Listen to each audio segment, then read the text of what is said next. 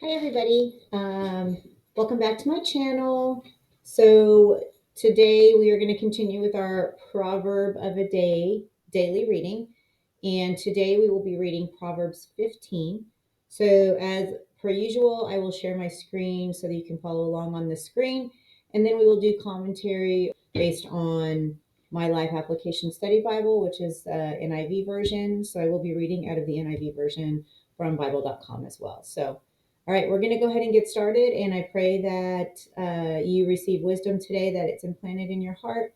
The word won't return void and it produces a harvest in your life. And let's jump right in. Thanks. Okay, so starting right into Proverbs 15. A gentle answer turns away wrath, but a harsh word stirs up anger. The tongue of the wise adorns knowledge, but the mouth of the fool gushes folly. The eyes of the Lord are everywhere, keeping watch on the wicked and the good.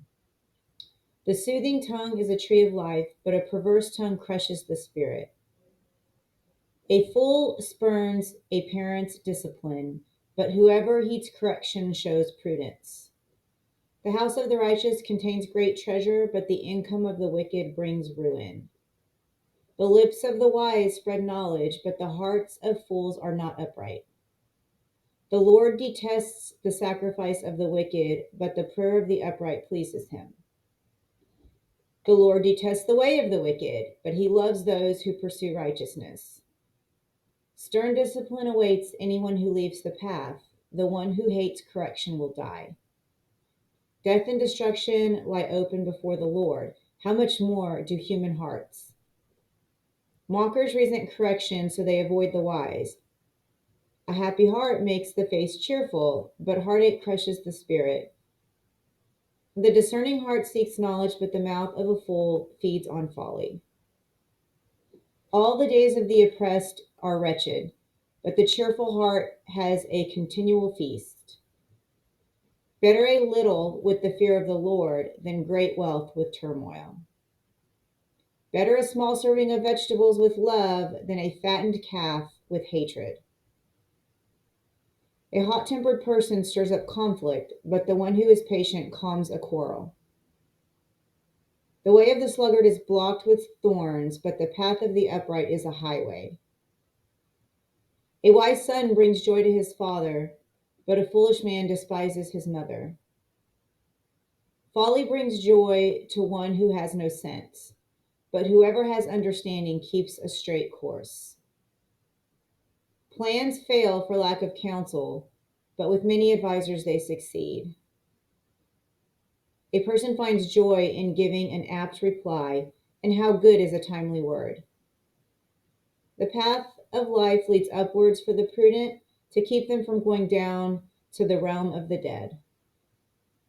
The Lord tears down the house of the proud, but he sets the widow's boundary stones in place. The Lord detests the thoughts of the wicked, but gracious words are pure in his sight. The greedy bring ruin to their households, but the one who hates bribes will live.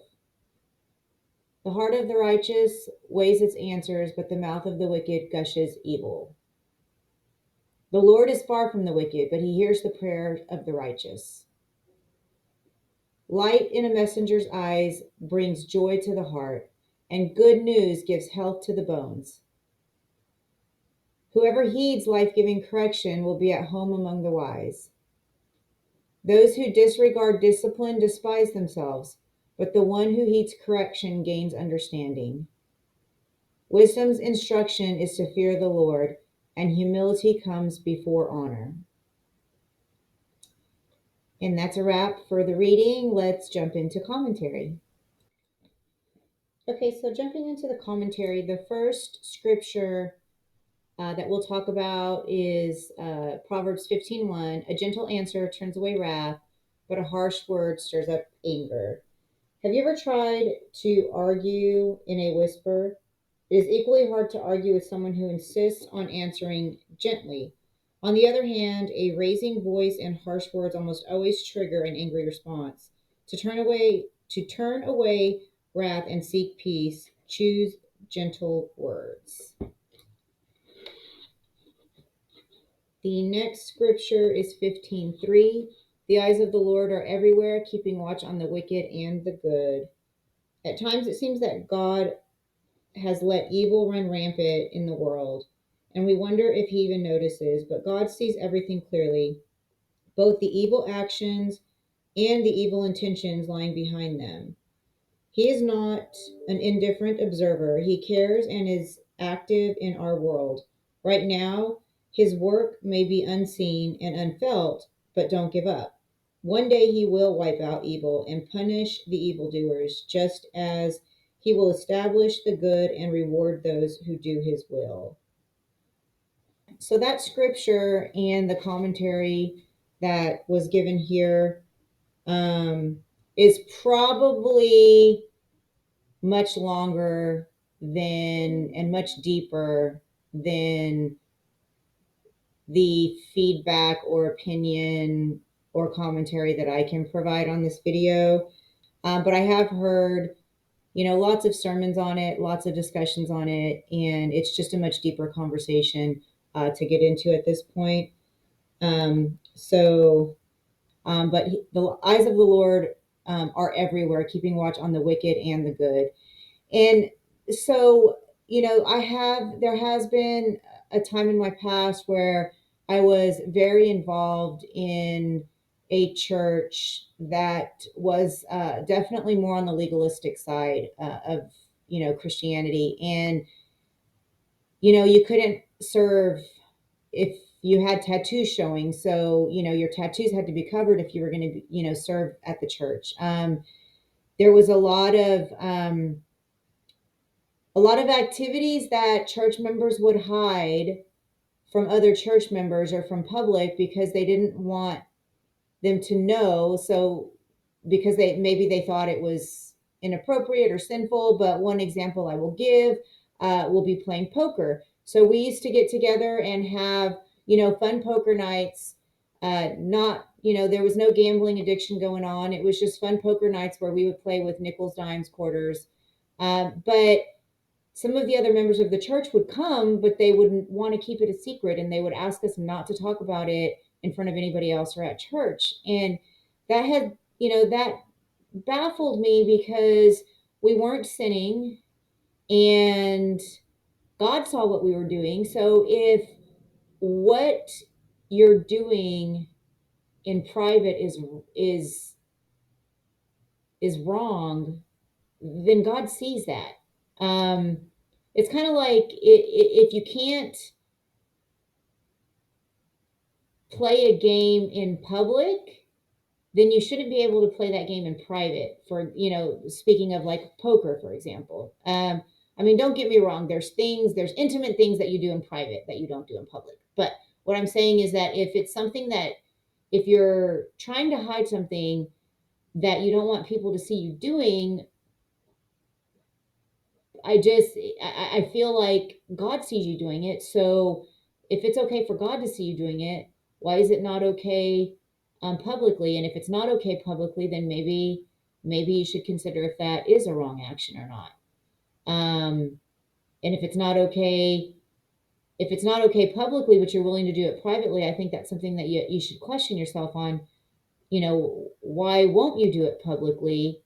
And is it something you shouldn't be doing privately either? Or is it okay to do publicly and it's just a bit of legalism, that you're bound to? So anyway, sorry for that rant. We'll move on. The next scripture is 15:14. And this one says, the discerning heart seeks knowledge, but the mouth of a fool feeds on folly. What we feed our minds is just as important as what we feed our bodies. The kinds of books we read, the people we talk with, the music we listen to, and the films we watch are all part of our mental diet. Be discerning because what you feed your mind influences your total health and well being. Thus, a strong desire to discover knowledge is a mark of wisdom. I definitely agree with the commentary there that you do have to watch what you feed yourself, what you feed your mind, and what you think on. There's lots of scriptures in the Bible that talk about that. But the discerning heart seeks knowledge, but the mouth of a fool feeds on folly. So if you're intaking all of the nonsense, all of the stuff on social media, all of um, the things in the world that are not adding benefit to your life, that are not valuable at the end of the day, that are not godly, that are not true, honest, just, praiseworthy, and you're not thinking on those things, then your mouth is going to display those things. So, moving on to 15:15. All the days of the oppressed are wretched, but the cheerful heart has a continual feast. Our attitudes color our whole personality. We cannot always choose what happens to us, but we can choose our attitude toward each situation. The secret to a cheerful heart is filling our minds with thoughts that are true, pure, and lovely, with thoughts that dwell on the good things in life, which is from Philippians 4:8. And this was Paul's secret as he faced imprisonment, and it can be ours as we face the struggles of daily living. Look at your attitude and examine what you allow to enter your mind and what you choose to dwell on. You may need to make some changes. So obviously, there's a theme, through this proverb as well as the book of Proverbs on what you think on, your attitude, what you say, how you respond. So, and I mentioned this in a prior video that there are ultimately three things that we have control over in life. And those three things are what we think about a situation, how we think, our attitude, and what we do, so our actions. So when there's a situation that comes up, you have to check yourself. You can't control the situation, you can't control what somebody did to you, you can't control a natural disaster, you can't control, potential accident that you get involved in, when it's not your fault, right, when you didn't do anything wrong. But there's lots of things that you can't control in life, but the three things that you can always control in life is how you think about that situation, your attitude towards that situation, and how you respond towards that situation. And so I don't know if you can see my whiteboard, but that's what I have up there in red at the very top. It says think, be, do, and everything that you think, everything that you are, and everything that you do. So be is referring to the attitude, is the sum total of what your life will become or what your life is. So if you are in a crappy place in life right now, you may have to assess your mind, your attitude, and your actions, and really, really self reflect on how you might have gotten there and what you can do to get out of it. But again, those three things: your mind, your attitude, and your actions. So that's just really big. That's just really been something that I've been like growing in and listening to and meditating on and working on. So, because I desire to live up to my full potential and to live a better life, not an average or a mediocre life, but I want to live the best life possible. And to do that, it starts with your thinking, your attitude, and your actions. Okay, so moving along to 17 through 19. Better a small serving of vegetables with love than a fattened calf with hatred. A hot tempered person stirs up conflict, but the one who is patient calms a quarrel. And the way of the sluggard is blocked with thorns, but the path of the upright is a highway. The path of the upright doesn't always seem easy, but look at the alternatives: hatred, dissension, laziness. They all cause problems that the upright person does not have to face. By comparison, his or her life is smoother, a smoother level road because it is built on solid foundation of love for God.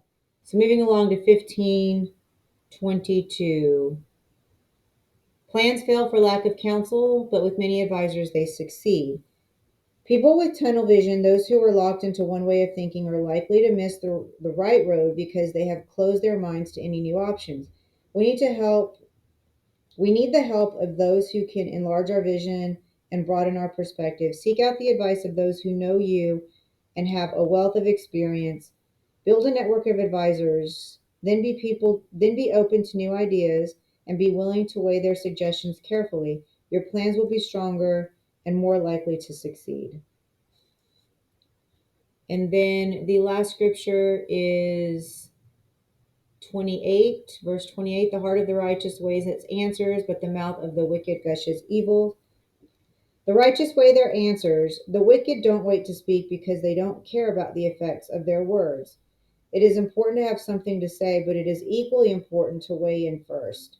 Do you carefully plan your words, or do you pour out your thoughts without concern for their impact? So I think that's important because it's not always what you say, it's how you say it. And there have been so many times where people just open their mouth and say things, and they say that they're just being real, or they're, you be you, I'll be me, that sort of thing, without consideration on the impact of their words. So I definitely feel like you do have to weigh your words. It's wise to weigh your words. I mean, this one is one that is practical for people today, to weigh their answers and not just spout off whatever they want to, whenever they want to, whatever comes to the top of their head. So, anyways, that's it for Proverbs 15. And appreciate you guys joining. Pray you guys have a blessed day. Thank you.